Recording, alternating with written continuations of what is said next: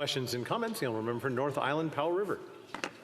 Well, thank you so much, Mr. Speaker, and I thank the member for his intervention in the House. I know that early on in my career as a politician, I was in a meeting with two young people who had type 1 diabetes, and they came from two different provinces. And so it was very interesting to hear the story of those young people and the parents.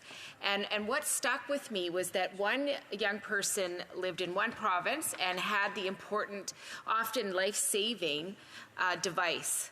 And the other young person from a different province did not have it. And the reason they didn't have it is it was costing them a significant amount of money every month. And the dad had been hurt on the job and was now living on very minimal income, and they had to actually take the device away from their child.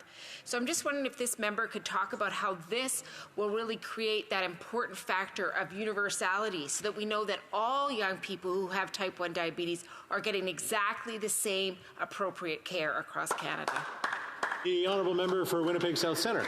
Well, thank you very much, Mr. Speaker, to my honourable colleague for the question. I think that's exactly the point. When we use the word universal, it is to ensure that we don't have this kind of hodgepodge patchwork healthcare system across provinces, but that any Canadian, wherever they live in the country, are able to access these medicines when they need it. And I did mention in my remarks that I worked with a lot of First Nations kids, and in northern Manitoba in particular, and because there's so much migration within the province through to the city of Winnipeg, disproportionately as a result of historical harms and all of the reasons we know that Indigenous people are disadvantaged in this country, that they are more susceptible to many of the challenges that come along with diabetes and other poor health outcomes. So I think that for First Nations kids in particular, Indigenous kids wholesale, and people like the constituents she was talking about, that this legislation is going to allow